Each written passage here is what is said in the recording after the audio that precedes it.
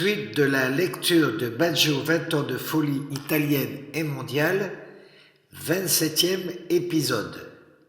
La squadra à la conquête de sa Coupe du Monde.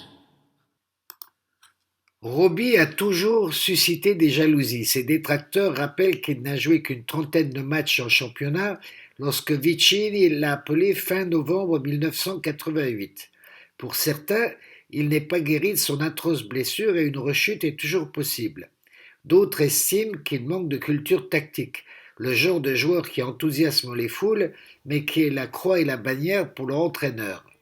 Au Brésil ou en Argentine, en France ou aux Pays-Bas, Baggio aurait été titulaire jusqu'à 40 ans, pas en Italie où les techniciens se prennent pour des joueurs d'échecs. Les débuts de Robbie avec la Nazionale ont eu lieu à Rome le 16 novembre 1988. Vicini l'a aligné en attaque avec Vialli et Rizzitelli. Le numéro 10 et meneur de jeu des Azzurri est il Principe Giannini. L'Italie l'emporte 1-0 grâce à un but de Vialli sur action de Baggio qui, intimidé par son baptême du feu à 18 mois du mondial, n'a pas été étincelant. On revoit Robbie contre la Roumanie à Bucarest, 0-1, l'Uruguay, 1-0, il marque sur coup franc, la Bulgarie, 2-0, il est auteur d'un doublé, le Brésil, 0-1, l'Algérie, 1-0, l'Angleterre, 0-0 et les Pays-Bas en Hollande, 0-0.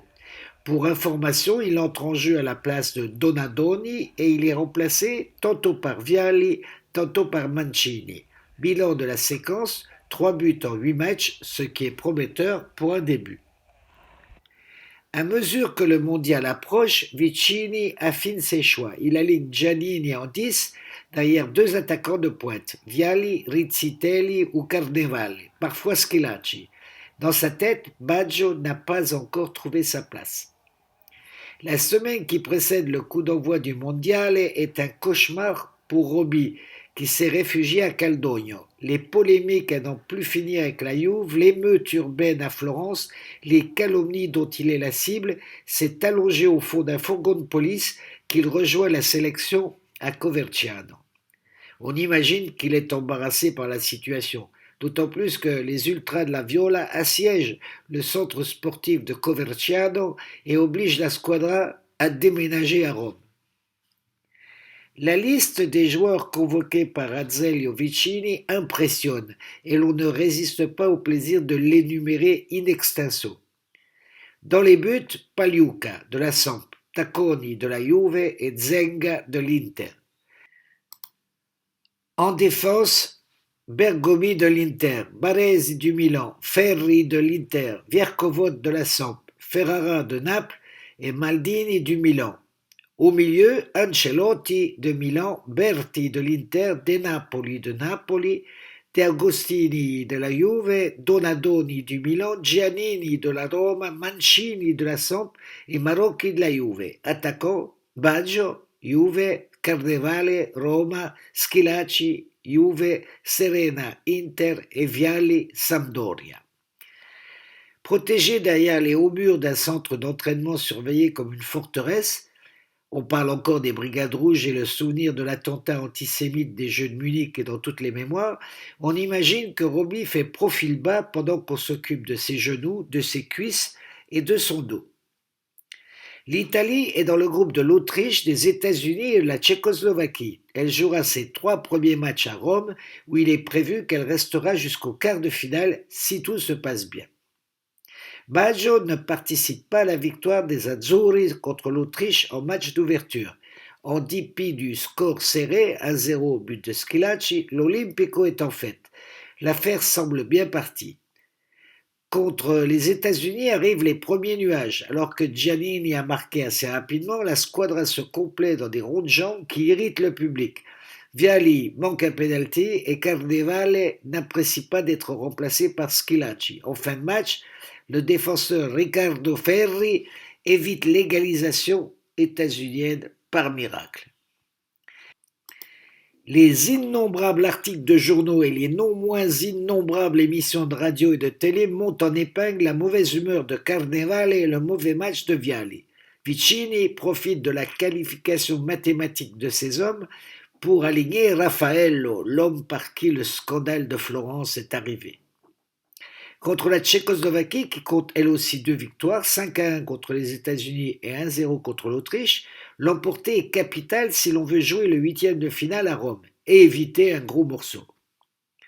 Lorsque l'équipe d'Italie pénètre sur le terrain pour une de ces nuits magiques du Mondial 90, personne ne se doute que le documentaire officiel produit par la FIFA après la compétition titrera Baggio Shows to the World. La formule n'est pas exagérée.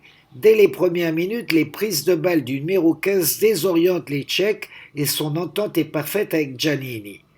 Donadoni derrière Toto Schillaci. On dirait qu'ils jouent ensemble depuis toujours, note le commentateur, tandis que les actions volantes se multiplient. Baggio aperçoit Giannini aux 25 mètres, reprise écrasée du prince de Rome qui échoue sur la tête de Schillaci, qui fait trembler les filets tchèques. L'Italie mène 1-0. Sur sa lancée, Robbie s'infiltre dans la défense et par 2 fois échoue derrière.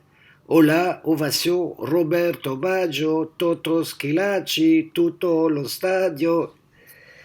La domination italienne reprend de plus belle après la pause. Les contrôles orientés de Baggio se transforment en dribble. Ses déplacements ouvrent des brèches dans lesquelles ses partenaires s'engouffrent. À la 88e minute, il contrôle le ballon au niveau du rond central le long de la touche, échange limpide avec Giannini qui remet la balle dans sa course. Une demi-douzaine de foulées et il s'est faufilé entre 2 adversaires. Puis il patine jusqu'aux 20 mètres, embarque 2 Tchèques sur une seule feinte de corps, caresse la balle et prend le gardien à contre-pied, tout cela avec une aisance et une fluidité paranormale. Comme ce but, consacré comme le plus beau de la compétition et un des plus spectaculaires de tous les temps, est une pure beauté, les 80 000 spectateurs de l'Olympico se dressent d'un bond et applaudissent debout « A Star is Born ». L'après-match est un triomphe. Il y a l'Italie sans Baggio et sans Schillaci et l'Italie avec eux. Les tifosi de la Nazionale se mettent à croire à une 4e étoile. Les fans de Vialli et de Mancini avancent que la Tchécoslovaquie n'est ni l'Allemagne ni le Brésil. La suite de la lecture de Baggio 20 ans de folie italienne et mondiale par l'auteur au prochain numéro, si vous le voulez bien.